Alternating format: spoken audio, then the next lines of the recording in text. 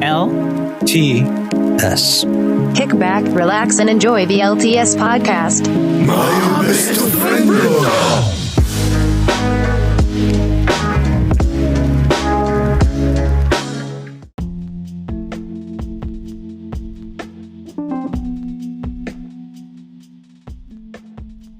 Hi, welcome to part 2 of the LTS podcast. Remember, these podcasts are posted, the audio version at least, are posted every Tuesday of the week, unless otherwise told. And there's a video portion of this podcast that is on YouTube. So if you'd like to follow that one, follow the links in the description. So, see you then.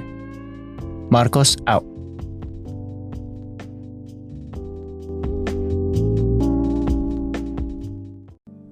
When they went to like a third-party assessor to see if what they did was a positive for the I guess the children, now young adults and maybe adults, they said that it was a detriment to their education. They messed them up a lot more than it helped them, and that's unfortunate because now you got people walking around that unfortunately aren't or won't be able to add to a positive to the actual community, right? And that's a problem, because then you have people that get to that in that mindset where they feel entitled and then they start wanting to live off of the government because now they don't know how to work, they can't get work, they don't want to work, or whatever the case is, or whatever flavor they choose, right? And that seems to be a big issue nowadays. And like overlapping that with what I think Chairman Powell was saying about how his decision kind of pushing the agenda of having I don't know how many people laid off from work would be a really big help to the inflation problem and like kind of leveling out this monetary situation that we're having, where the bubble might pop, right? And that's kind of scary as well, because people are kind of wishing and hoping to be a little bit more financially stable, and it just seems like they're carving out the middle class, and the veterans too. Poor. Yeah, of course, the poor. You heard get about poor, the veterans? And of course, obviously, but again, it goes back to policy, and then whatever other BS is going on right now that kind of pushes hard on people that are just making ends meet.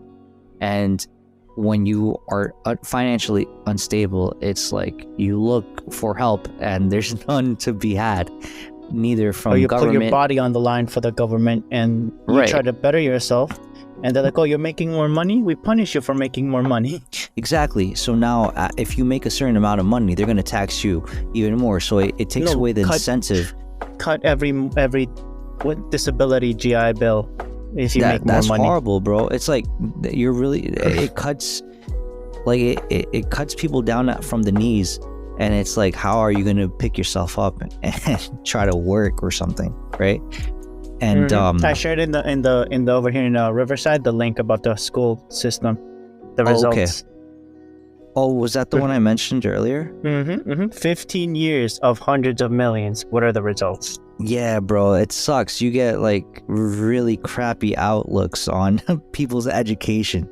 And then people clown on the US, right? The world clowns on the US. And it's like, it's due to the fact, and I'm not putting all the blame on the Gates, but it kind of is weird that it to some extent it is partly their fault, where they have so much pull that they're able to like kind of mold whatever their plan was, and the people that were negatively affected were unfortunately the children, right? Or the kids. And now that they're adults 15 years later, bro, this is the reason why people clown on the US where you have people out like in Times Square asking them, all right, can you name how many continents there are on Earth, or do you know where China's located, right?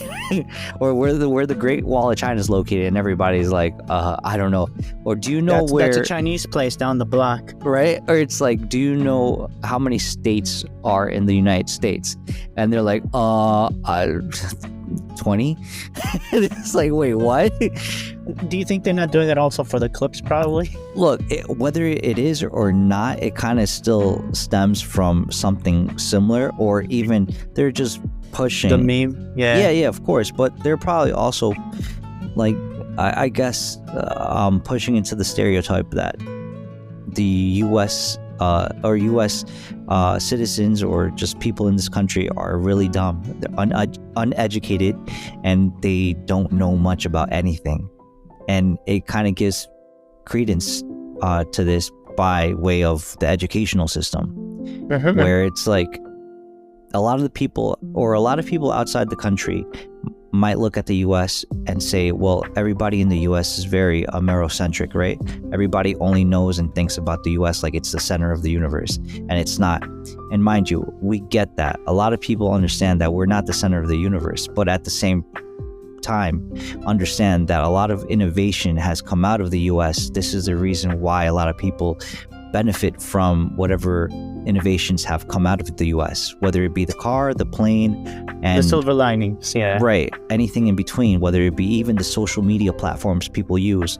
A lot of those companies come from the US, and it's American made. It might be,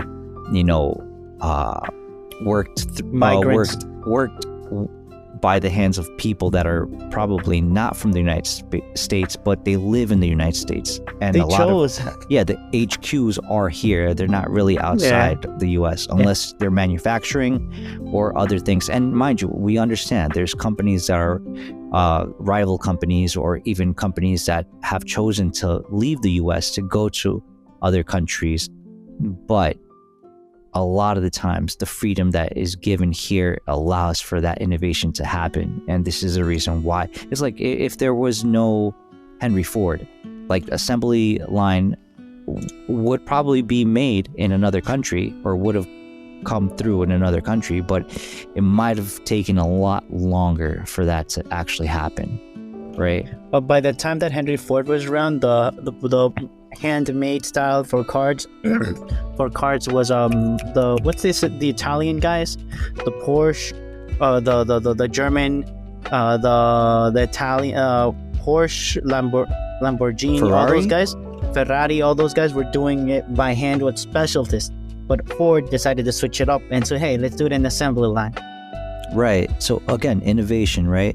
I do vaguely remember, I think the internet was started by two gentlemen, one from England and one from the United States. I forgot their name. I think one of their names was like Alan or something, right?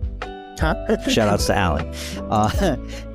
But yeah, I think the English gentleman and the American gentleman came together and invented the internet, right? And like, this is like, how did they invent the internet before the internet, right? How did they know that this concept was going to be something bigger than they both probably thought? And it's crazy to me that a lot of these innovations come from, like the US, and obviously from help of the other countries. And again, two different eras, Alan. Rob Kahn in 1938 and Vince Steer in 1943. Okay. British and American scientists who developed TCWIP. That set the protocol for the government to be funded by the military. And funny enough, like a lot of these, like I guess complications, like mathematical complications or codes, were kind of translated over from analog to digital, and that's a revolution in itself. And I think it's super interesting to me to think about it that way, where we get to benefit, after the fact, 50, 40, 50, 60, 70 years later, we get to benefit from it to our detriment. Albeit, we have all these really nice applications the side that effects, we get the all pros and cons, like consumed in, right? We give into it, like me on my phone right now. Right. No, exactly. But like, who would have thought, 40, 50 years ago, that we would have computers with the capacity to call and video call people or message people a world away, half a world away. That was unheard of like only 50 years ago. It's like, remember, like I think in one of our earlier podcasts, we were talking about the fact that when we were kids, right, at least for me, cell phones weren't out like that. Like what we would know as a smartphone really didn't exist. And maybe the pay phone evolved to the mobile phone, but it was still a dumb phone, There wasn't even a concept of smart or dumb for using right, exactly.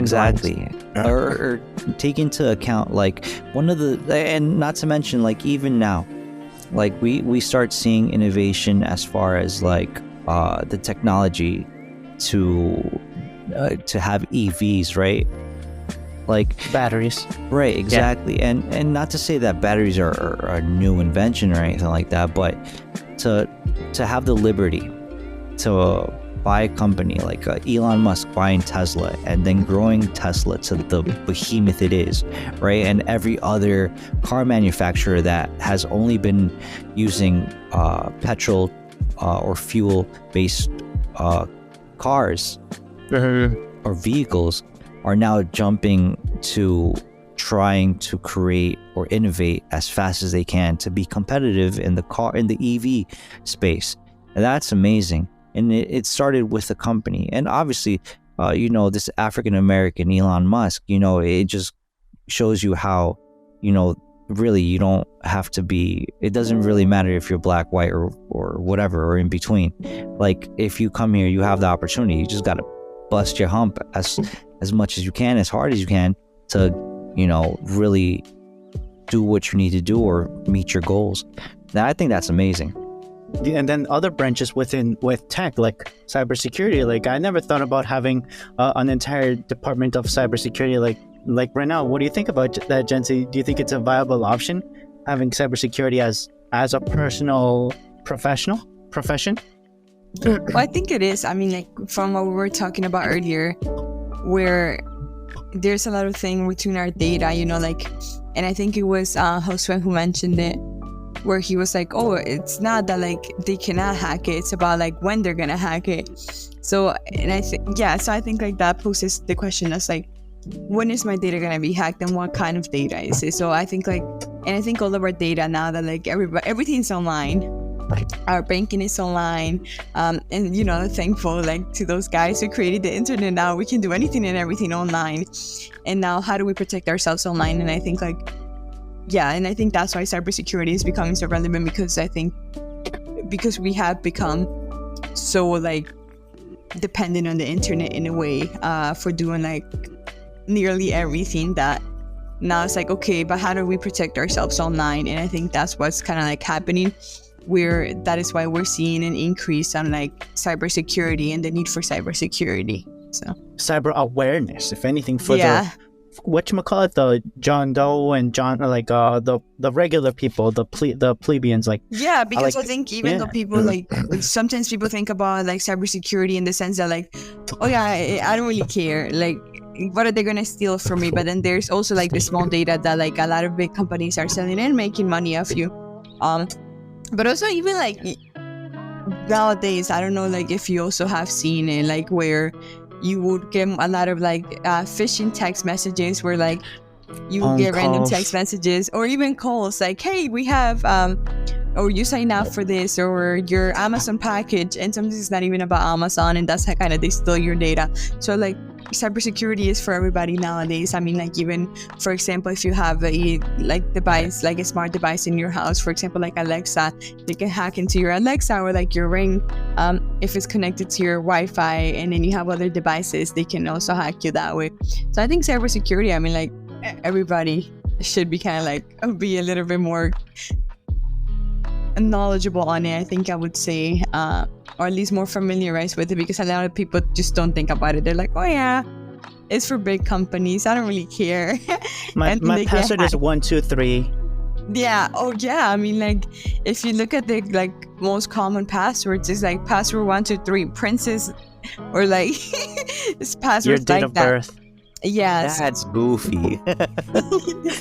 Like, Yeah. do you think they should put in cyber awareness into regular schools like elementary or middle schools or high school, by that matter?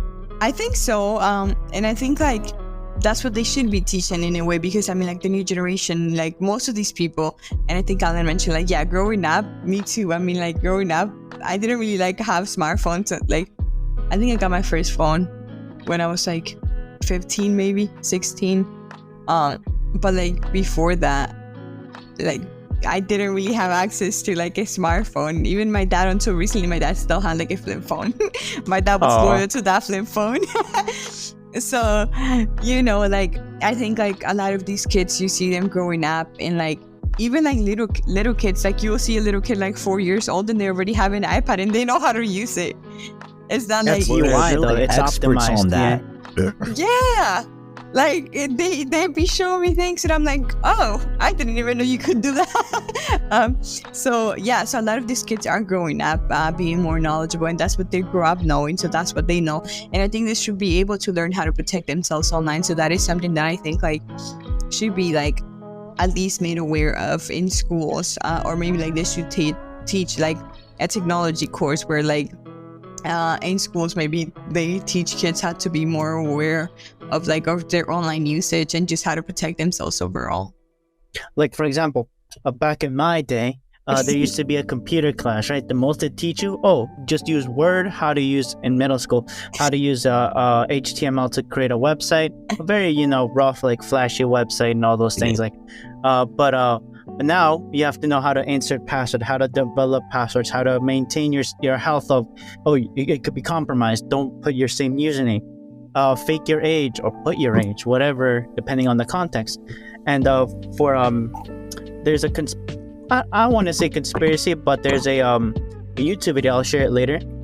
It's about another content creator that he's like around our age, closer to my age.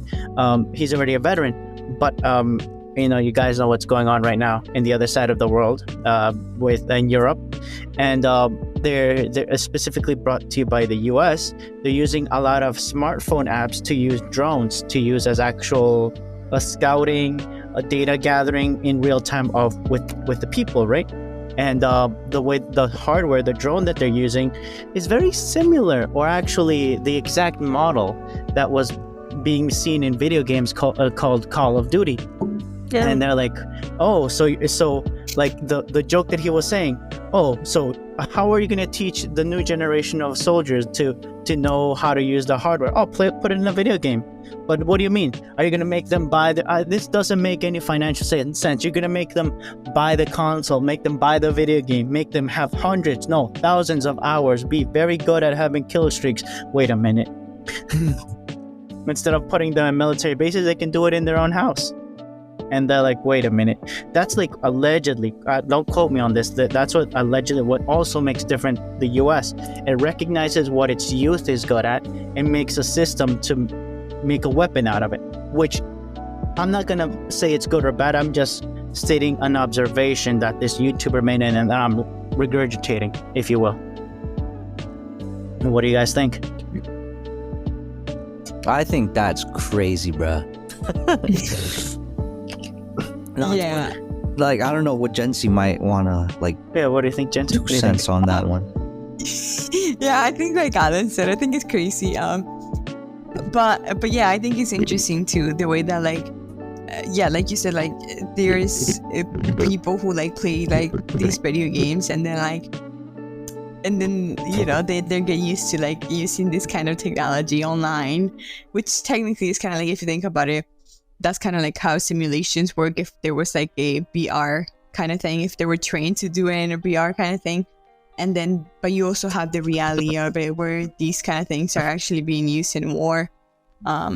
So an example, World War II, they developed the grenade, which is the size and weight of a baseball in the design. So the majority of Americans knew how to throw a baseball very well, up to 100 miles an hour. So that's what they developed the weapon for it. in the middle, in the Cold War, they developed an anti-tank grenade that was the shape and size of a football, so that the soldiers can actually chuck the thing up to 100 yards in the shape and size of a football. And then in modern times, the government funded and did some development for how to use the computer to play combat simulators. But then private companies said, you know what, let's make a game out of it. And kill streaks, kill boards, all those things, special abilities, hundreds of hours for 10 years. And then it came to be necessary in real life. Oh, I know how to use this seamlessly and be really good at it, which is a scary thing. The thing is, what's the next thing that they're going to be doing? That we're seeing this as scary.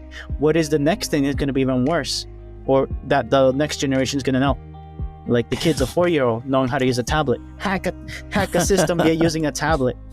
Yeah, no, definitely, Margos. And I think you're like getting to the point where I want to say I remember someone explaining it this way, where it used to be like in the first 2 world wars, it was very much a tactical type of force, right? One army against one army, or it was basically chess, right? In the game of Risk. And then it kind of evolved, right? So we got people involved in our technology involved, and it went from, muskets to semi-automatics to machine guns, right? And then it evolved past that to tanks, to planes, to biological weapons, right? To atomic bomb. And I think we've passed that because, like, there is no sense of destroying the world, because what if you conquer it by doing all the exploding of atomic bombs, right? There's no world to be had at that point. A mutually assured destruction. Right, so there'll be and like... I think nowadays... Oh, Alan, finish what you were going to say. No, go ahead, Jensy. You're good. Yeah, no, what I was going to say, like, I think, like, nowadays with everything being online, like, war, as we know it, I think it's not what's war gonna be from now on, I guess. Like, we're I don't think we're gonna have as much, like, where they're fighting with bombs and guns and whatnot, although that's still a part of it. I think, like, now with so much being online, we have, like, cyber wars where, like, one country is trying to, like, steal other countries, whether it's in terms of economics of creating, like, just chaos all over the country. For example, we had the 2016 elections, those elections where there was, like, so much controversy around, like, whether China hacked the elections, and then you have this thing where, like, it starts to spread where a lot of people are no longer trusting the government as much.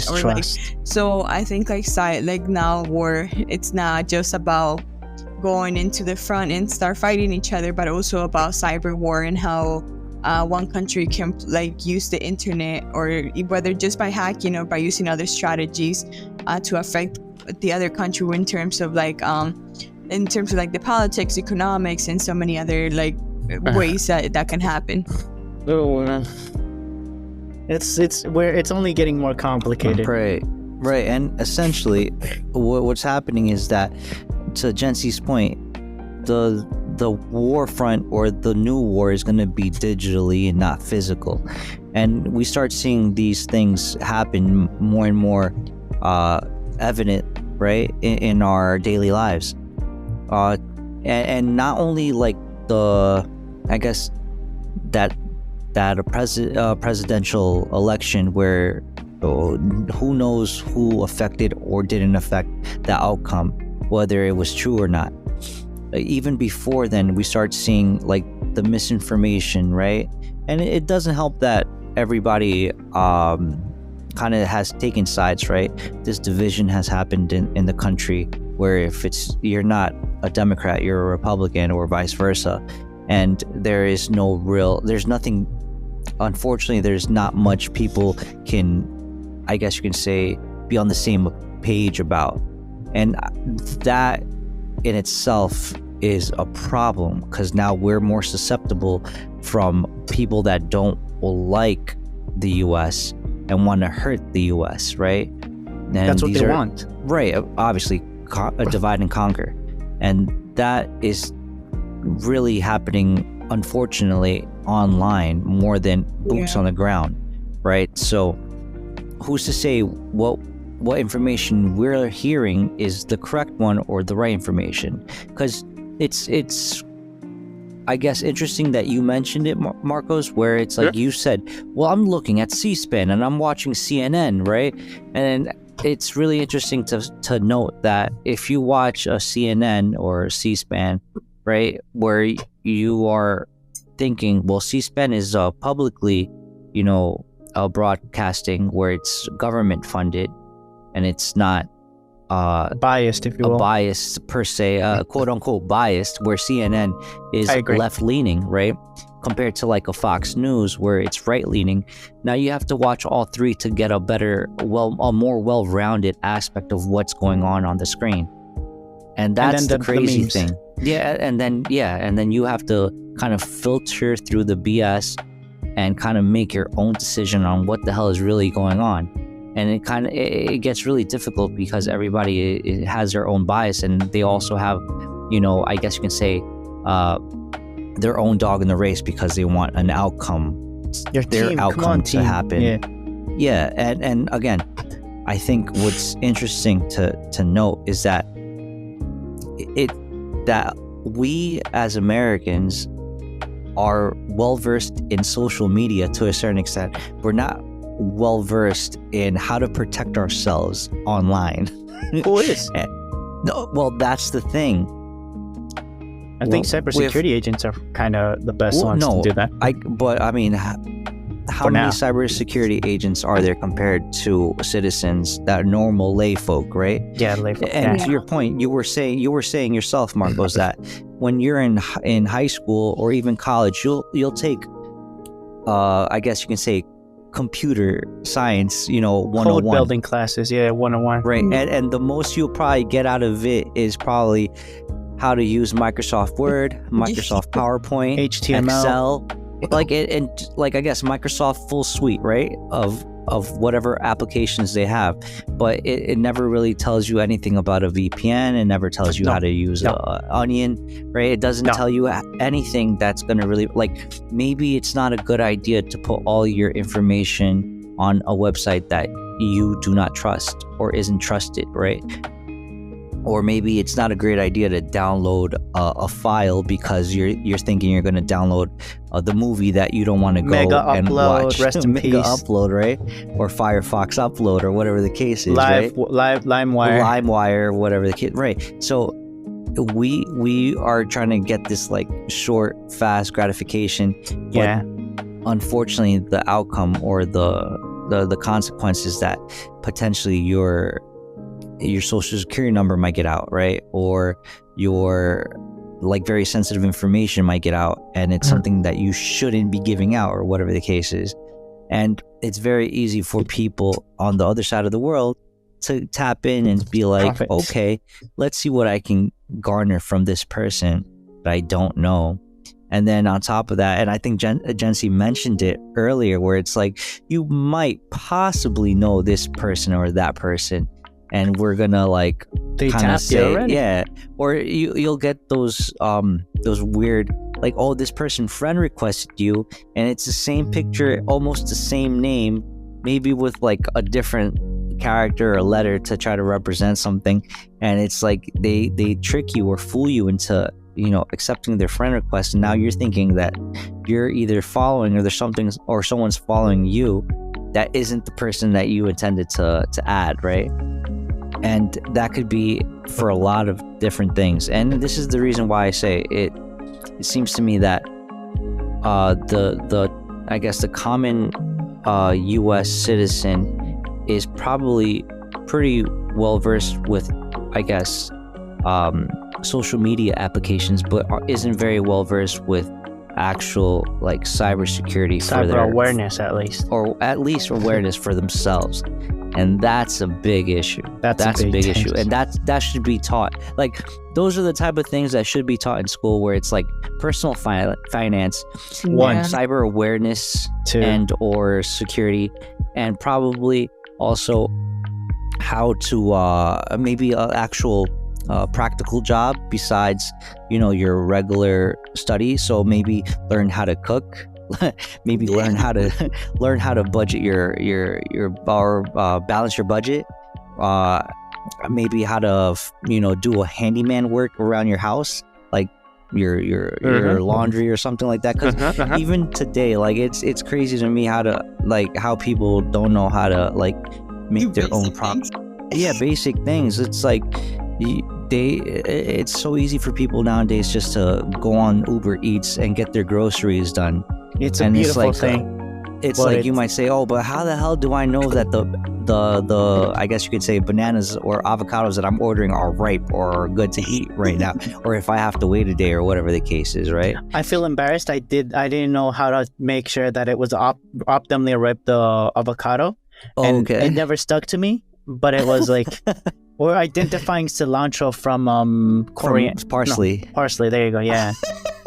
Yeah, I hear you. I've seen that plenty of times. People, I got this amazing cilantro. Like, bro, that's parsley. Oh, yeah. Oh no.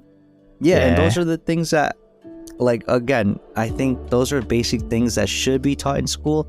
I'm not saying, oh my goodness, there should be a cilantro versus parsley 101 in you school. Decide. Yeah, right, exactly. But there's common things or common sense things that aren't very common sense for some, and should be taught at least be aware of, right? That maybe you shouldn't put chlorine bleach into your colored clothes when you're washing your clothes. And messing up your clothes, and again, it might seem mundane and unrealistic, but it's very helpful, like how to write a check, how to take care of budgeting, like learning to be responsible, how to administer your money, how to invest, again, how to cook your own food. It would be nice. What do you think, like in high school, for high schoolers or middle schoolers, gym class? Today you're gonna learn how to mop. Today you're gonna learn how to sweep. Today you're gonna learn how to do laundry after the workout. Right. No, and this is I think this is something that people maybe not take for granted, but would be better off knowing or taking a cue from, like a Japanese culture where they don't have janitors at school, right? The kids do the cleaning, yeah. Right. So they teach them from an early age that they have to not only be responsible for themselves, but even for their surroundings, and be respectful and have that pride that, this is where I study, this is where I do my thing. I gotta keep it clean, right? You take pride in where you work and what you're doing. So it's part of the package. And it's something that doesn't really translate well over here in the States, because everybody's like, just common example. Yeah, the common example, you'll go to a fast food place and people eat and they leave all the trash right on the table, and their excuse is like, well, I'm just helping them do their job. Like, no, that's not helping anyone do their job. You're just being lazy and being gross. Yeah. And inconsiderate. Like, if you make the garbage, throw the garbage away. But again, there's that, I guess, culture issue. And it's just sometimes not even culture. That's just them being, having an excuse or making excuses, being lazy and slobs. Right? So that's something that maybe those social cues that we need to pick up on and maybe start showing, the younger generation, so they don't potentially or hopefully repeat those same mistakes, right? And that's essentially what we should be teaching in school, on top of academics like your math, history, geography, or English language arts, and whatever other situation they're teaching over there at school nowadays, right? Where they're more concerned about if the boy wants to feel like a girl or vice versa, and if they're gonna let them use the bathroom, they're not. They're not supposed is that to. like social concerns, if you will, than educational, I think? Well, I guess they conflate that and make it seem like it's a bigger issue than it really should be. And it's like, dude, no. People send their kids to school to learn, not to be social justice warriors, and then woke activists, and then give everybody a hard time.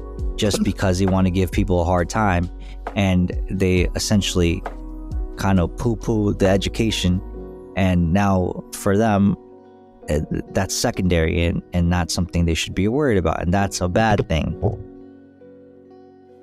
With that, what do you think if we go to the last question? Did I mention it already, or did I? No. Should the I last one, reread it? yeah. The last one, yeah. Okay, give me 1 second, bro. Let me read the question one more time. Or was it a question or a statement? It's anime related. That I can guarantee that. Hey, yo. All right. So this is the LTS anime moments. Yes. Bullet point. LTS podcast. It says if you had the power to change an anime opening song to whatever sort of your choice, which one would it be? Is this the one or is it the other one? Yeah, that one. Okay, which one would it be? All right. So, Jensy, since you are our guest, please, I'll read it one more time. If you had the power to change an anime opening song to whatever sort of your choice, or whatever song of your choice, which one would it be? So this is Marcos's in-depth thinking process of anime music. Honestly, I'm not really sure. I think like a lot of the animes that I watch have like, or at least I found this, that the opening songs are like really good. So I don't know. That's a really hard question, actually. Yeah, I don't know. I think I don't really have anything for that question. I'll give you my example. You know, there's an anime called Gurren Lagann. Thinking Toppa, the one that like with Kamina, you know, believe in me, who believes in you. No, I don't remember Marquitos. The one that has a drill, that is like the robot that like he will pierce the heavens, and all those things.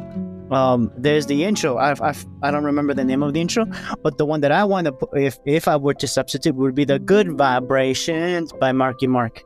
Like, I remember that was the my anime, example. I just don't remember the song, like the original opening, bro. But that would be dope if they do the Good Vibration song.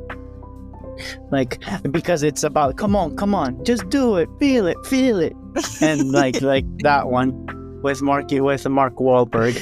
Oh man, bro! I think you did a splendid job, bro. It's because reenacting that one, bro. It's like, yeah, and then the good vibration. It's just good. It's good. And now that will be my for me. That came to mind. I would think. Like, what would be your idea for like for you, for Alan? What was your idea for anime substitution? Well, The Bleach. maybe it's like you want to mix and match openings from other anime openings to ones that you might not particularly enjoy.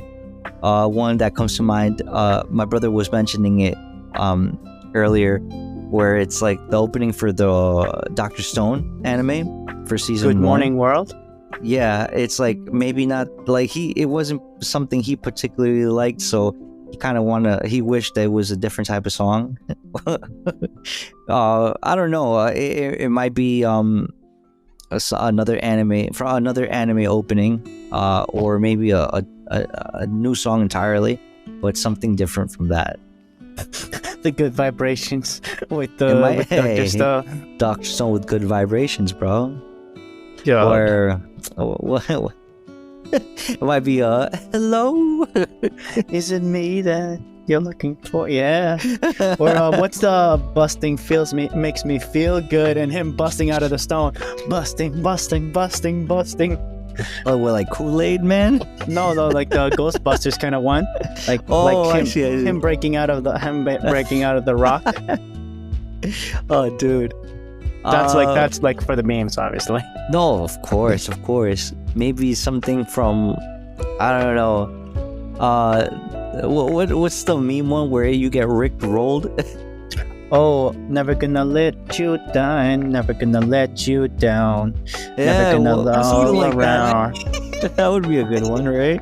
Okay, but for Dr. Stone, maybe. okay. I don't know. No, yeah. I'm just shooting, in the dark over here. I have no clue. I mean, that's like if you had the ability to change your song. I mean, those are the top 3 off that are pretty good. And now that I remember, Jensy was mentioning about Spanish music in the beginning of the podcast, right? So what Spanish songs would you add to like the opening of animes if that's the case? Maybe you would put like some Maná or something like that, or some Spanish rock. I think it was a corrido. I don't know. Oh, that would be awesome. Some corridos. Like to add some corridos to like certain animes that are like, I think it would be cool. Or some banda. Yeah, oh my god. Or mariachi or something, right? Tengo la camisa add some negra would be spicy, what? Oh, the what's this guy's name? The one with like Yagami.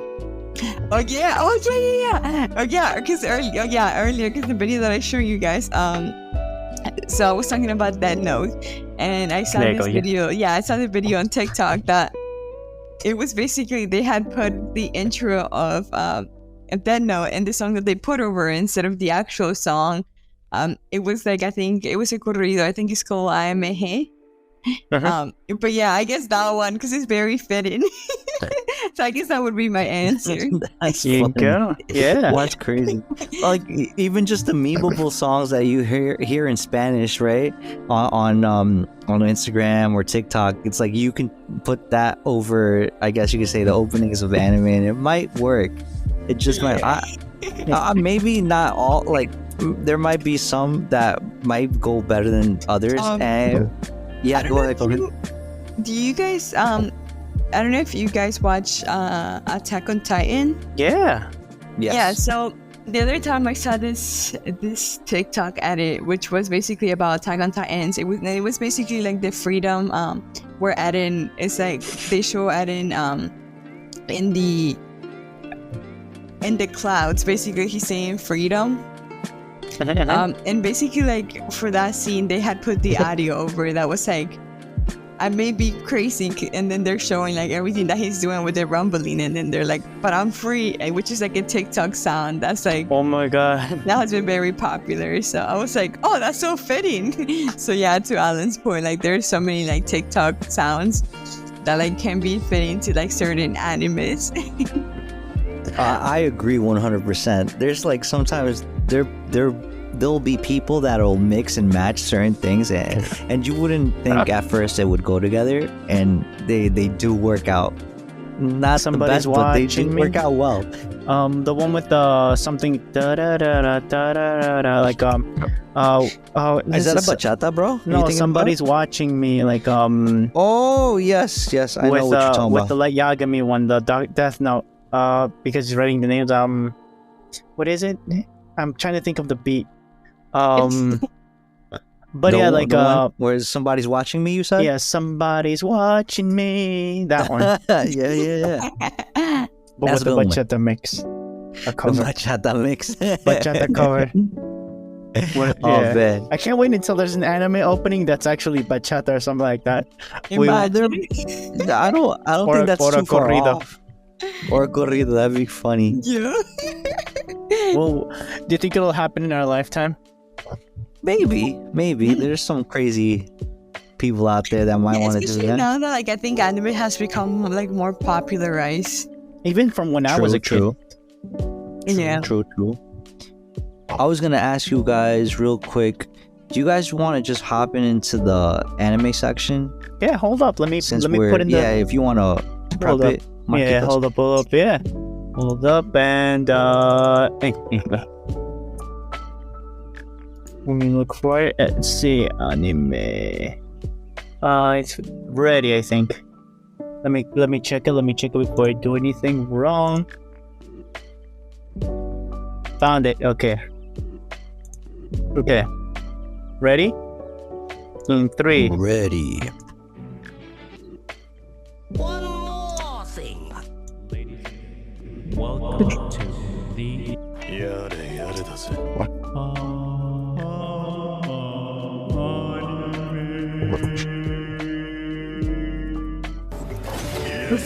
like you cut G.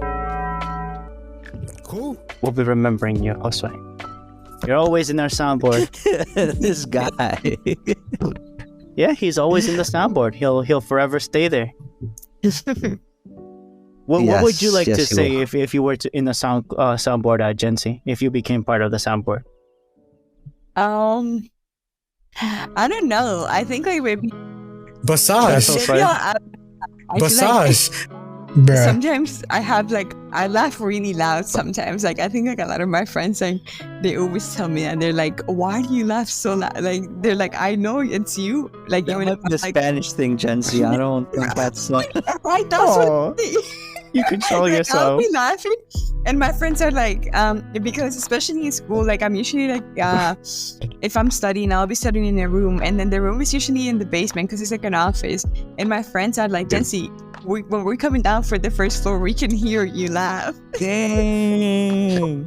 So, Yo, that's crazy. Damn. yeah. So I think you remember that. Quick question, Jensy. Since Yeah. you brought it up, when you laugh like that, like really like loud, Yeah. and if you have somebody in proximity, like next to you, are you the type of person that laughs really hard and then smacks the person next to you? Jesus. Yeah. Oh my god, you know what's so funny? One time, my friend, this happened in school, right? So my friend and I were outside, and we were walking from one building to the other, and she said something, and I started laughing, and like I laughed like really loud out of nowhere, and there was this old guy in front of us, and like he got scared, like he jumped, Oh no. and he was like, it's so bad. He was like, you scared me. I'm like, I'm so sorry, sir, and like I was dying, like I almost killed the poor man. Cause Yo, of death. that's Cause super of death. crazy. Scared. It's 'cause Shook. nobody's expecting somebody to laugh really loud, I guess, and it's like, oh my goodness, what's going on? Am I being attacked? Like I would laugh out of nowhere, and like I started laughing like really loud. So I think like that's what scared the men that day, because it was like, me and my friend were just having a regular conversation, and I just started laughing like really loud. And like the poor man, like he jumped, like he was scared. He was clutching his pearls like, oh. He's like, oh, like Jesus. Is He was that a school priest. He was a school priest. you? Oh no. Yeah, so Oh, but Marcos, have you Okay. caught yourself like laughing really loud like that Yes, sometimes? to the point that not super loud, to the point that my stomach hurts and that I've fallen off a chair laughing. Oh wow, dude. I'm that's funny.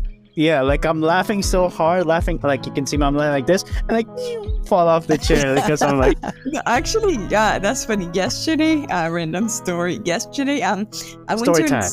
I went to an escape room, and at the escape room, That's awesome. yes, at the escape room, we're supposed to like do some math, right? And it was 4 of us, and but 2 of the people who were there, like we didn't know that they're just also doing the same escape room as us, whatever. We're all working together, finding the clues, and then we had to do a division, and like her math was a little off. First, like she had mentioned, like it was something to do with like quarters, and she said, "Oh, a quarter it's 50 cents, right?" And we're like, anyways, right? Bruh. Mark, I gotta hit him with the. so that happened, right? And then it's funny because I'm over here thinking like, oh, she's so like she might not be the best at math or whatever. And then we had to divide 21 by 2, by half. And she's like, oh, like half of 21 is 12, right? And then there I go as a dumbass, and I'm like, no, it's actually 11.5. And like, Yo. actually, Where's the soundboard, Alan? The soundboard. And my friend told me, Jensy, like you were so confident answering that, and you know the half of 21 is 10.5, right? And like I started dying, like I could not breathe of like how hard I was laughing. 21. Like I was over here like so confident, like oh yeah, 11.5, and like, but yeah, I don't even know. Like it was just so funny to me, like the whole situation. And yesterday I was like, my stomach hurt of how much I laughed like at myself from like thinking that I was like, oh yeah, I got this, I know how to divide. That's Bruh. exactly. Exactly. Like Come on, man. Yo, but That's crazy that you mentioned that, because I have a sneaking suspicion that that's many Spanish people that be doing the same thing, where like we laugh super loudly, and then if we have somebody right next to us, we like slap them on the back or something, and it's like, yo, what the hell's going on? Yeah, like I noticed that like my aunts do that too, like my mom included. Like my mom, she will be laughing, and she also like she would just like the days like my mom smacks really hard. She's heavy-handed. Yeah, heavy-handed, bro. Yeah, like she'll be laughing. So like whenever I see my mom laughing, like I slowly start to walk. Oh, you step a couple of steps away from her just in case. You start moonwalking. Yeah. You start moonwalking. I didn't know her too. Like she just laughing, hanging, like chilling, and then she just like smacks you, and I'm like, oh, bro, what I do? What I do, man? Yeah. So that's silly. No, that's a fact. I see a lot of people do the same thing, and I think it's just out of habit. Like out of habit. It's not like it's not nothing bad. It's just out of habit that they have that nice, powerful lung capacity to laugh really loud and big muscles to smack people really hard, but in a very kind way. let me physically assault you with while I'm laughing. Yes. Yeah. Yo, my ears be ringing when people be laughing that like really loud, like ha ha ha. Like, oh man. Now the way I laugh, like the way I laugh, I like laugh hard, but I'm like oh. Exactly. And they just fall off the chair. Exactly. What was it? So what the hell were we talking about earlier? We were talking about we just started the anime intros, and then now. The next question. Go for the next question. Goodness. Go for the next question. Okay, this is the anime section. I want to say, I believe. Okay, so it was if you had the power to change an anime opening song. Is that the one you're talking about? The next one, yeah. I think it's the next one. Yeah. The next one is if you had the money, clout, logistics, routes, etc. What anime and studio would you support with your hypothetical resources? What studio or anime would you be the only fan, if you will, that can support them? That's a little difficult. I don't know. If I can answer this, I think. Well, for me, so a while back I watched The Promised Neverland, and I really liked the first season. But the second season was so bad. It was butchered. It was butchered. Oh, yes. You read the manga then. So like, if I had like the money, I would probably like do a remake, and a proper remake of like this second, and give it justice, because I felt like the manga was so good, and then the anime is just like, what happened? What happened here? So the way you're doing, like, what happened? You come in, put in the check. Nah, you're right, Jensy. They fudged it up real good. They did a number on it. They sure did. So I think like The Promised Neverland, because I really liked the first season. I thought the manga was really good too. But it's just, I don't know if they didn't have the resources, if they just rushed it. I don't know what happened in the second season, but it was not it. That was not That's it, Chief. facts. Yes, definitely. What about you, yours? Marcos? For me, it'd be the Hunter x Hunter. The original or the newer one? The newer one. I like the one when they're reaching towards the Black Continent. Where is it? Where is it? Oh, Where yes, that is a cliffhanger. That really is a cliffhanger. I think they permanently discontinued. They permanently stopped the serialization. Yeah, because it was gonna be, I think, a monthly thing, and they started getting like a couple of chapters out, and then Togashi was like, you know what, I'm tired, bro. I can't be working on this. On Twitter. I thought they said, I thought recently they said that they were gonna start like releasing more things. Let me confirm but they didn't with you really right give now. a date or anything. Yeah, let me confirm. They did, and then I want to say like a month later, they said they took it out of serialization from the actual comic or the that big ass book that they sell over there in Japan.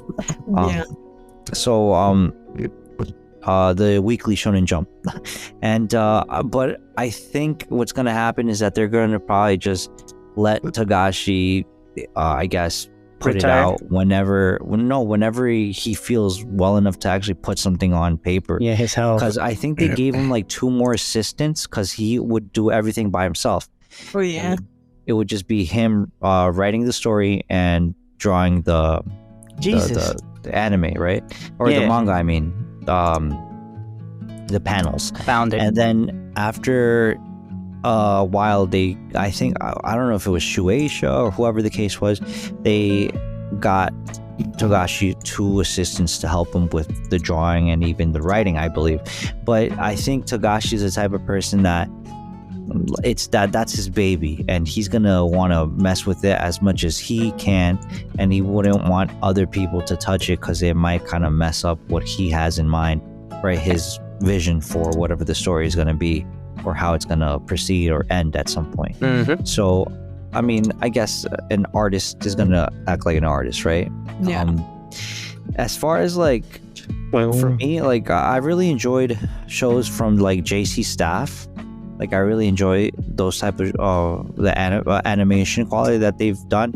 It's maybe a hit or miss with some of the shows, but I think they've done a pretty consistent job. I really like their work. Your top 3 studios. Let's say, what's your top 3 studios then? Like I want to say like Madhouse. Like for me, it's gonna be a JC staff, but like a Madhouse maybe. What's Who another would you one? like to bring back to life if they got canceled company? Well, remember Kyoto Animation was ultimately under like literal fire, like the whole thing Metaphorical. burned. Yeah, they burned down. But I think Madhouse was good. Well, what's another one? Gonzo. Gonzo was Gonzo? okay. Gonzo was okay. I think they had really good gems of shows that they've produced. But like JC staff, it was like yeah. a hit or miss, right? For Bones? some No, shows. what's the one from Bones Studios was good. No, but the other one, the originator of Bones. Was it Bones? Madhouse? Ah, dang it! But you know what I'm trying to say? Like the same company that made Gurren Lagann also made the Wasn't the same, that Gonzo though? I don't know, the same company that made Darling and the Franks. Like they were the next evolution of that team. Was that A1 Pictures? I don't know, but like I would want them to come back. I don't know if it was politics, money. Come on back. Oh yeah, maybe they went broke because a lot of studios do go through a stage where they might go broke and they have to like figure out how to get capital, right? I also like the company or the production company that produced Sword Art Online. G1, the first one. I think that was either Aniplex or A1 Pictures. And yes, that's Netflix. No, that's its own thing. No, that's its own thing. Yeah. But I think the distributor is Aniplex, if I'm not mistaken. But the production company is A1, I think. But whoever did Sword Art Online did a really good job. I like the animation that they did on that particular show. Like another show that I thought that was really well made. A1 Pictures. Yeah, A1 Pictures. I think A1 would be one of my top Steak picks. sauce. Yeah, exactly. A1 Steak Sauce and JC Staff are two of the a third one. I think the other company that I would probably put in that same level is probably the one that did Studio Gainax. I forgot about that. Gainax. Okay, yeah. That's the one that made a... Who's the company that originally did what's it called? One Punch Man? Oh, got you. I think it was might one, be was Studio it? Bones, if I'm not mistaken. Or it might be Madhouse. I don't remember, but I think they did a really well job of Madhouse. Madhouse, Season 1. yeah. Yeah, season 1 of One Punch Man was really well detailed. Season 2, I really JC like. Staff. Yeah, well, again, a hit and miss, right? I think JC Staff has done other really good works, but not particularly well on what's it called, One Punch Man. But I found it very enjoyable to watch. So that credit to JC Staff. And yeah, so A1, JC, and Madhouse, like those probably be relatively top 3 of in my head. I know there's people going to be like, oh, what about Studio Bones, or what about XYZ Studio? I think they all have really good shows under their belt. I think that the ones I picked are the ones that have produced the shows I've enjoyed watching. Yeah. And yeah, I mean, there might be other studios that produce shows that I've really enjoyed, and probably they overlap because they might have workers that work for both companies, or help each other out because the workload is just a lot. Yeah, dude. I mean, what are your picks, Marcos? Gainax, the one that made Guts, and the one that made Hunter x Hunter. Original Berserk. The 90s, not the 2016 one. Because there were two companies. Let me tell you right now. I don't know what company made it. Yeah. Let's see. Berserk. It is Nippon Television. Okay, let's see. Berserk was produced by Nippon Television and VAP animated. Yeah, but that was like more of a CG type of thing, yeah? No, not the 2016 one. That was CG. Okay, that was a new one then. Yeah. I'm talking about the 90s on. Right. Well, what about Yeah. I was gonna ask you, would you think about the show, or the company that made the show, Keijo? Oh, wait a minute. Hold up. Oh, I knew you were gonna say something like that, Marcos. Hold up. Why? Why'd you do this? Why are you like this? Who, me? It's no me, my friend. It's no me. XEBC. Xbec? I could be wrong. I don't know. XEBX. But I think Sebek is also the one that made the show. This name is escaping me right now. But it was the show called. Oh my goodness! It was Season 2. Keijo Season 2. Let's go. Sebek was the one that made Season 1, I believe, and Season 2 of... Oh my goodness, why is this name escaping Describe me? it. Word association. Describe it to me.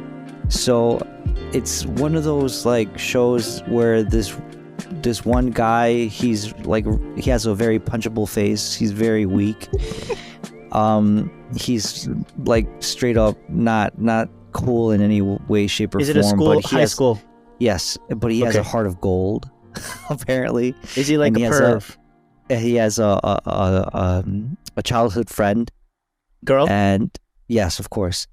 It's not anime if it's not like that. Is she part of a? Is she part of a gang? Is she part of a a yakuza gang? And is he part of a yakuza gang? No. It's not. What's it called? Nisekoi. Oh dang it! I was thinking about Nisekoi. No. It's and then they're in this high school setting. He goes from all boys school to a co-ed school. So, but this school recently turned co-ed. So they're mostly prison girls. High school. No, not prison high school. Mm. It's an older show. I want to say like around the time of like Or on High School Club? No. Makenki, that's what it's called. Makenki? Yeah, Makenki. They have superpowers, and his best friend, and then there's a little sister that has an older brother. Yeah, I know. I saw that one twice. So I think Sebek also made that particular show. Gotcha. Let me check. I'm not sure if it's only season 1 that it produced. It's an ecchi genre. Yes, I do remember being ecchi because of that premise of what I was telling you. But I think Sebek is the one that made it, and I remember because it clearly stated it was Sebek, like at the beginning of the show or at the end of the show when like Studio you get the credits. AIC Spirits and Sebek, both the OVA. Sebek and AIC Spirit is the OVA one. Huh? I know it's gonna kind of throw off the combo a little bit, but who was the one that made Danmachi? Danmachi, I think it's White Fox. Yeah, right. It might be White Fox. You're scaring me if you got it. But Danmachi, I think, is a really good show. Like, I know people haven't really talked about it, but I think it's a really good show because JC Staff. Is it all? There we go, JC Staff. Another one. Another one. Just because I think even though the name is really weird, it's like obviously a light novel name of a title. And I think originally the source material is a light novel, but I think the interesting thing about the story is that even though it has this kind of weird, almost ecchi-esque type of title, almost, yeah. it lends itself to being kind of like an underdog type of a show, because the main character Belle is a character that, to a certain extent, right, he's a weak protagonist, but he actually works himself up to being a top level character, even though there's a lot more stronger opponents. The sword princess, she's the strongest, I'd say. No, I think the dude that's under us, I forgot her. The goddess. Yes, I forgot the her Valkyrie name. lady. I forgot her name. The point is that I think he's level 7 if I'm not mistaken. But more interesting is the actual story, the progression, how dude works his way up, and he has friends, and there's a couple of girls that like him. But I think the more interesting part of the story, more than the girls, more than him, the harem, right, exactly, I think is his struggle to actually become like not number one, but someone of mention. And I think that's very different. Listen to me, legendary. Right. And what's interesting, I think, is that he's able to fight his way to try to make a name for himself because he wants to impress the girl he likes. And I think that's very, very different from other shows that are kind of like in that same vein of being ecchi, harem-y type of shows, where like, there's girls, but he wants to impress just one girl.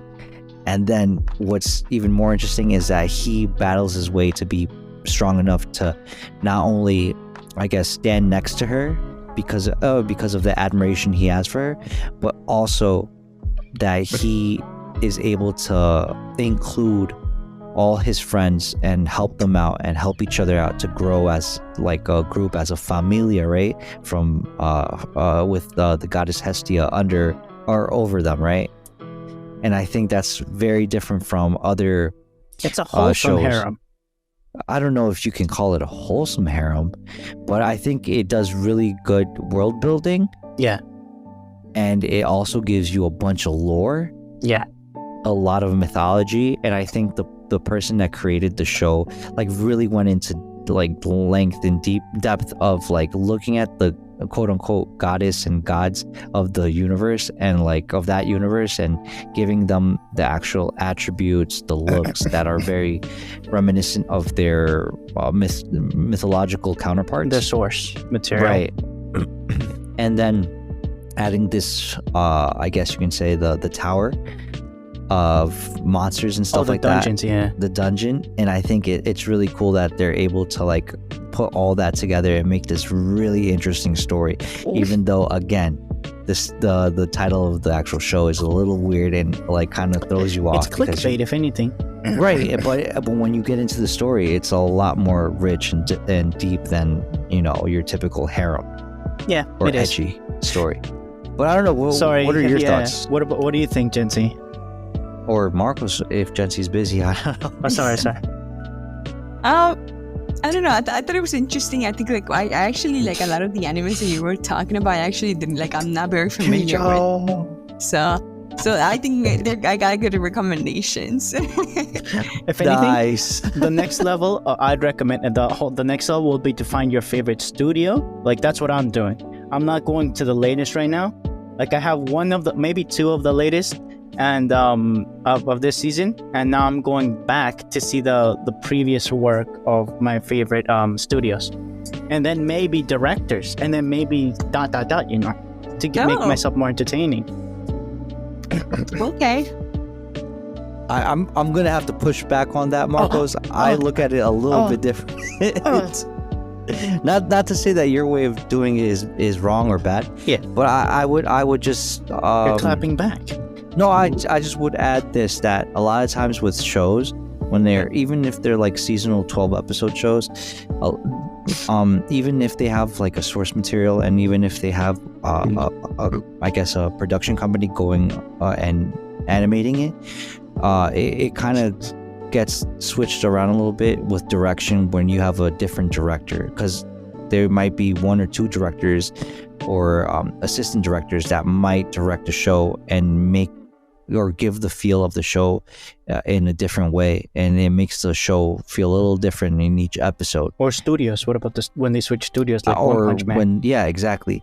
So I would probably go more so along the lines of maybe looking maybe, and this is depends on who you ask, right? Maybe you want to go from genre, or maybe even if you want to go with not so much studio, but maybe studio, but more along the lines of like what shows you've enjoyed before, and if there's like, I guess you can say a trail or lines you can connect of what you enjoyed about that story or Genres, or that particular show. Maybe it's the tags. Yeah, maybe it was the music, maybe it was the art style, maybe it might be the voice actor or actress that you really enjoyed. Because you know who I enjoyed listening to? The voice actor that did the voice for from Jujutsu Kaisen and Chainsaw Man. Nanami, I think his name is, the one with the like the leopard styled cleaver from Jujutsu Kaisen with the glasses and the suit, the blonde hair. Glasses with the suit, blonde hair. Oh, the one that can split things in half equally. I think that's a superpower. Yeah. But I think his name is Nanami, if I'm not looking mistaken. at now. Yeah. And then and he also voiced the character for in Chainsaw Man, the new, I guess you can say, instructor that the murderer, smokes. the drinker. I think he drinks and smokes, right? And he kind of told he's overpowered. Told the kiddos, all right, every time I come, you're supposed to try to kill me, but I'm always gonna beat you up if you can't do it. I'm never gonna let you down, he said. Right, exactly. So that voice actor I thought was really good voice acting. Kento Nanami, you scare me, Alan. Dang. Yeah. Kento Nanami. I think he's a that's the character from JJK, right? Yeah, Jujutsu Kaisen, yeah. Yeah. And his voice actor, I think, is really dope. I think the voice actor for dub. What about the dub? I haven't heard him, but I think also the voice actor from SAO, Kirito, I think he does a really good job as well. He did the voice of a character for Bleach in this recent Blood War arc that came out, the 1,000-year Blood War arc. And he did a voice that was totally different from what I've ever heard him do or produce before, where Kirito is like smooth and kind of like I guess you can say smooth and concise and not very like pronounced, like as in like super alpha male type of voice. But when he did the voice in the Bleach as one of the Bleach characters, he had like a really like scary like dominant voice, and it was like, dude, that's crazy. He, like the range in his voice, I thought that was really good. Okay. I just don't remember dude's name. His name is Kazuto Kaigaya. Yeah, the homie. Exactly. The homie. But I mean, that's how I look into shows sometimes. Maybe it's just the genre or the premise or the story. If I'm able to find out what the story is about, sometimes that's more attractive to me than the actual, I guess, studio animation itself? or production company. Yeah. Because I know it might vary from time to time. And let's just bring up this as an example. Whoever saw the 7 Deadly Sins. I a little bit, and I never finished it, and I don't have any intentions of finishing it. I watched a little bit, but didn't fully finish it. Oh, well, it kind of, I would say it kind of fell off animation-wise by the next season, or the last season. It kind of looked like, 7 and 10-year-olds kind of drew the animation. Let's just say that it would look super wonky. I know I can't draw that good as a 10-year-old. Then I know I can't draw that good. But at least you have the inspiration to do it, bro. Like what they did was kind of funding horrendous. this? Who approved this? The director at the end has this. I don't know, but do you remember what happened with Dragon Ball Super when they started animating it? How it looked super bad. Like it was like really like chalky I kind of blocked faces. that out, yeah. Like it was really bad. They had to do retouches on the animation when they did the airing of it. Like it was that bad when they At least they reran didn't it. mess it up in Keiju, you know what I'm saying? Yes, I guess to your point, you're right. You're right.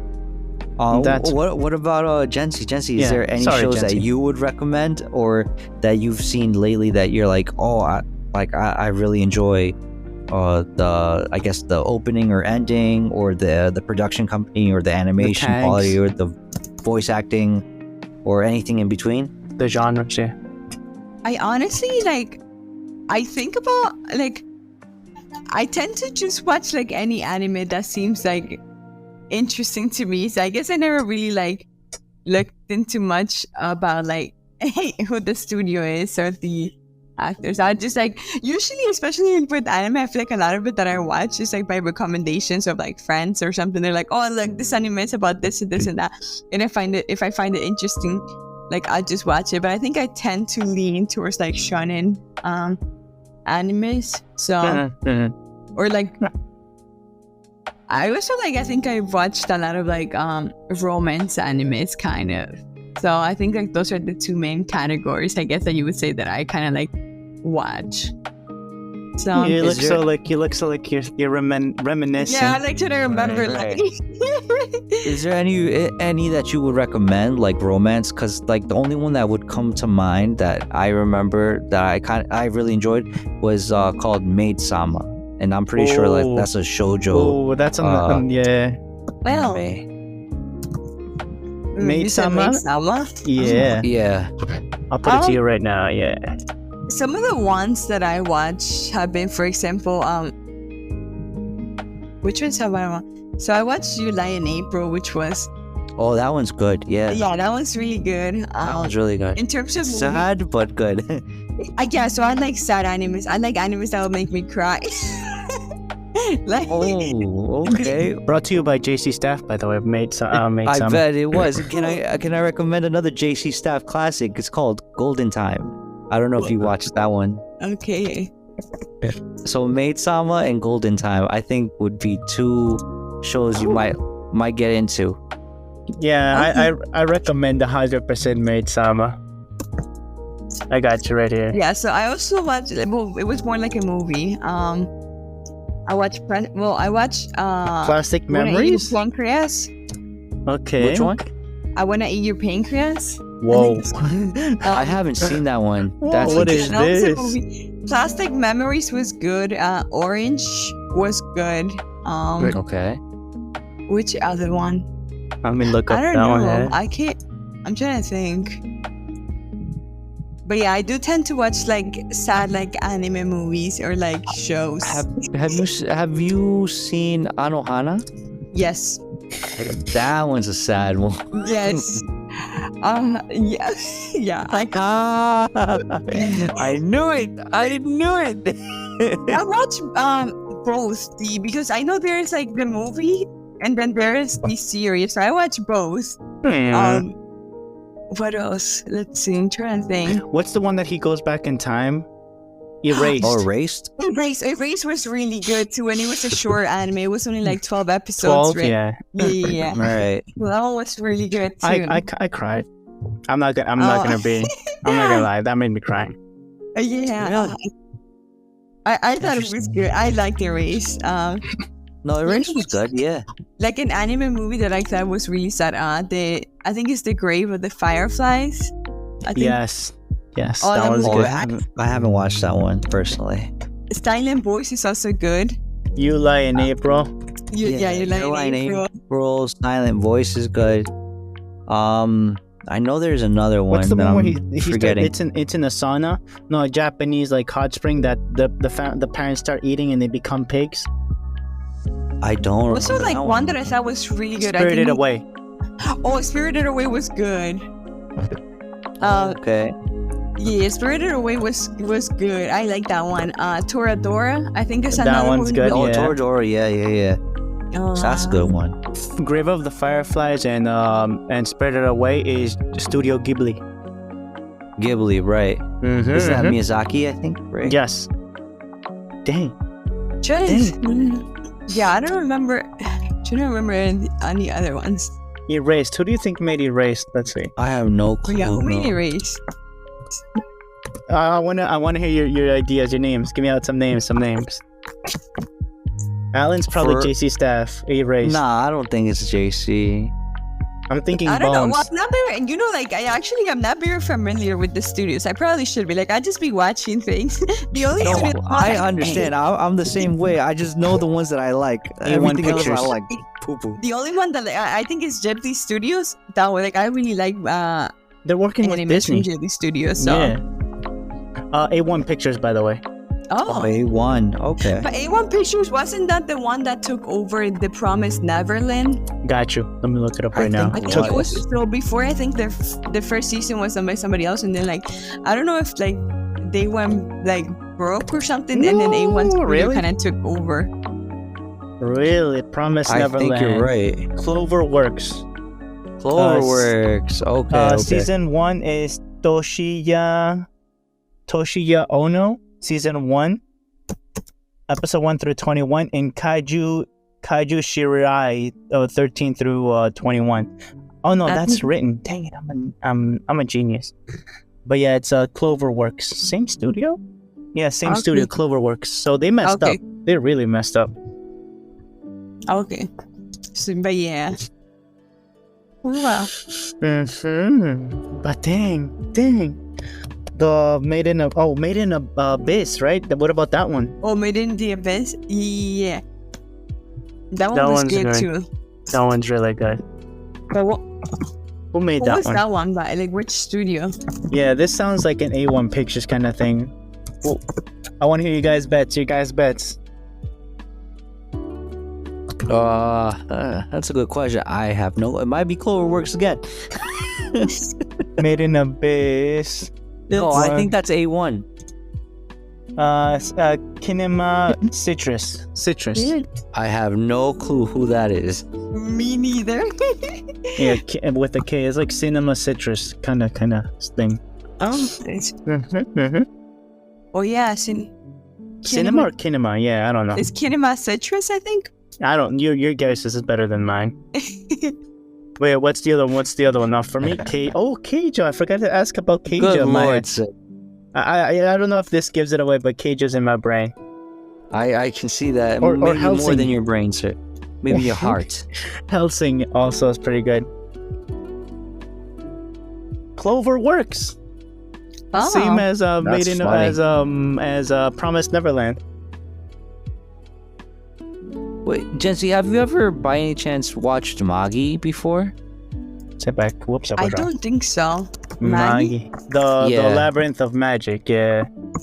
Right, because there's 2 seasons. There's like a season 1 that kind of gets you acquainted with, I guess, the main characters, but then there'll be one A1 that Pictures. is that's, I guess, what about secondary characters, which is Sinbad. That's another Um, series on its own. Yeah. Yeah, but I guess it's a tie-in because I have there's not. characters. A1 It might Pictures. not be very sad. It might be a little bit of a slow, I guess, pickup where it might be a little not as well paced in the beginning. But once you get into the story, I guess the lore and the world building is pretty interesting. Pretty beautiful. You might enjoy that one. Oh, okay. And I don't know if you've also watched Record of Grand Crest War. What? Let me look that one up. Hold up. Yeah, it's called Record of Grand Crest War. What's that one Oh, about? okay. So basically, this takes place in really either it could be in a different world, I guess you can call it. God dang.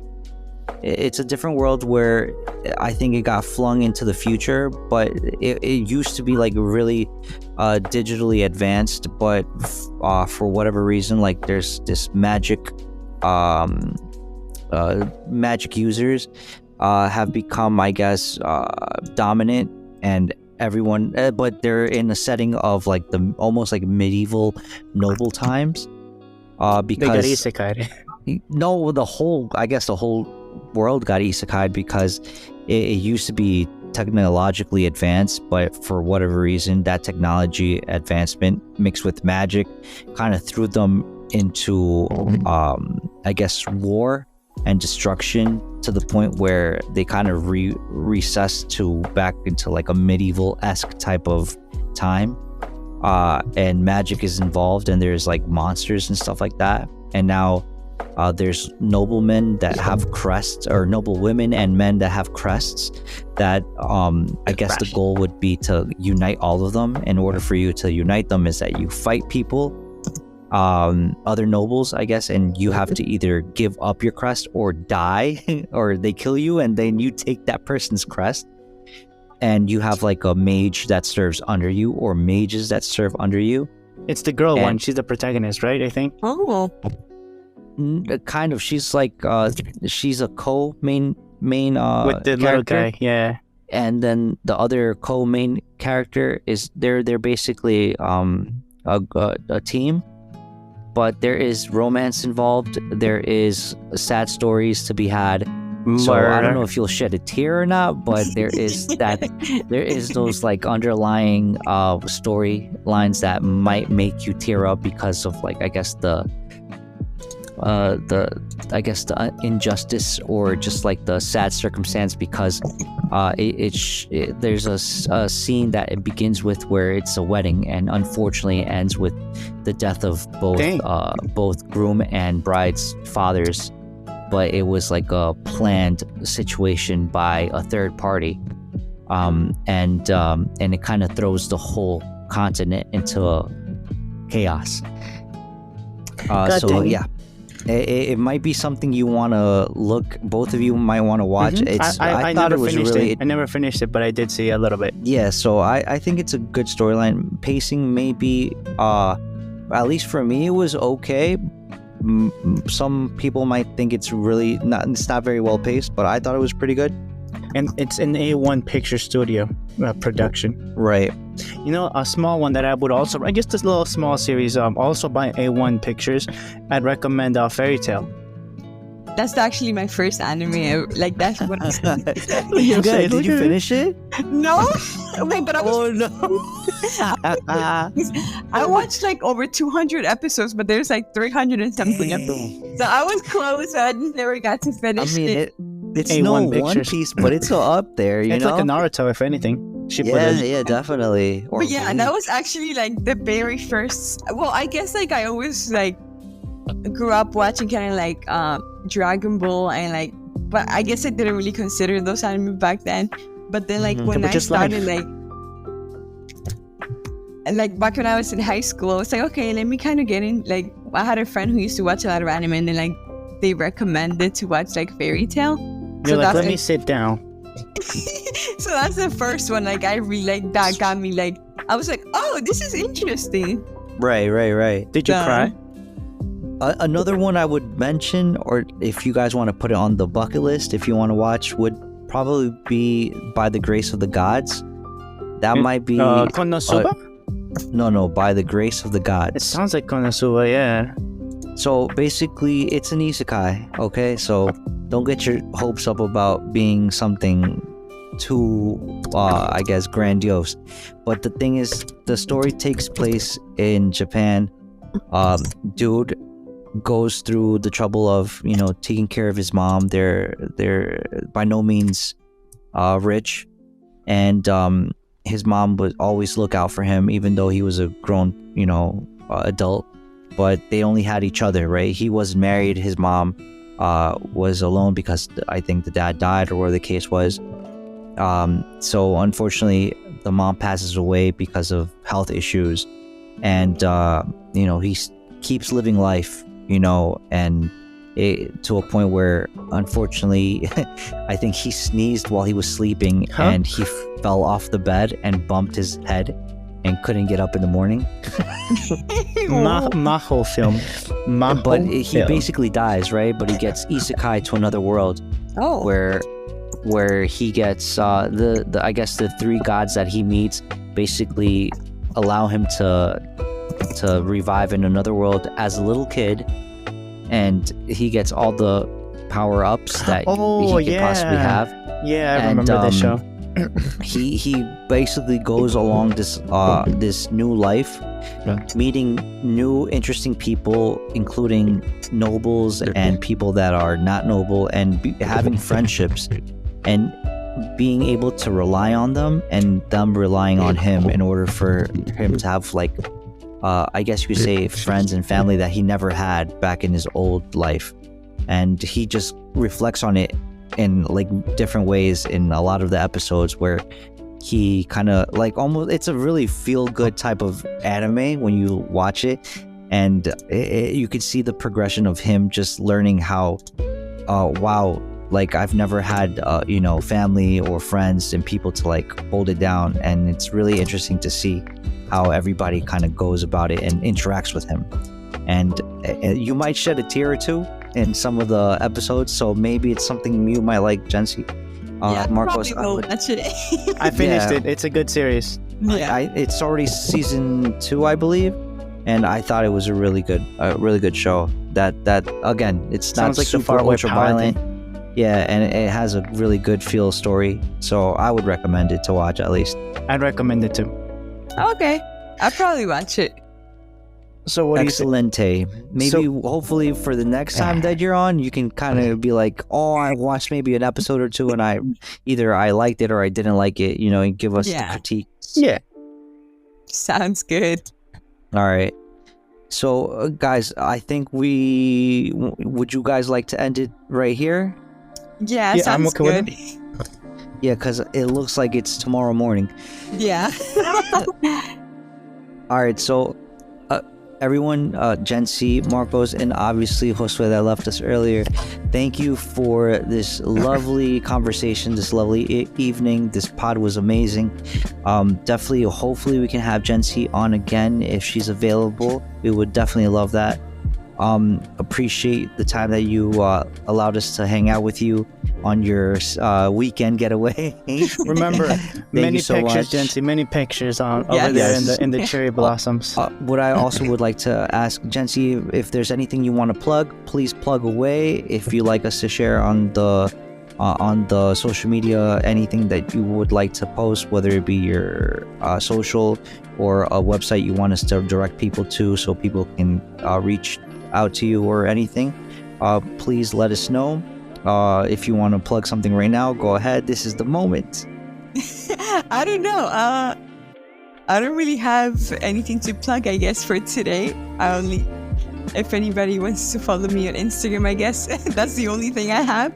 It's just my name, JENSY. Well, it's 2 Y, so JNSYY_. I think I don't even know. I think that is my username. I'll worry, if anything, just share it and I'll post it on the Yeah, description. we'll add it on the social media sites and the show notes. That's not a problem. Again, Jensy, thank you so much for your time. We appreciate it very thank much. you. Thank you very much, Marcos. Thank you. Thank you, Alan. Hopefully, Thank you for Josue's doing having well. me. Thank you, Absolutely. HiQ. Oh yes, well we've been having an episode play like on in the background.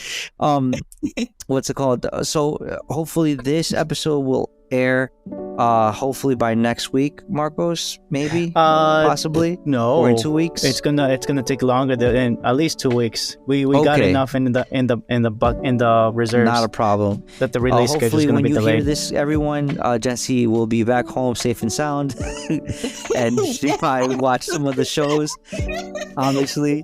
But definitely, we hope to have you guys back next time on the pod, and look forward to listening to our Spanish podcast whenever we get around to recording that next episode.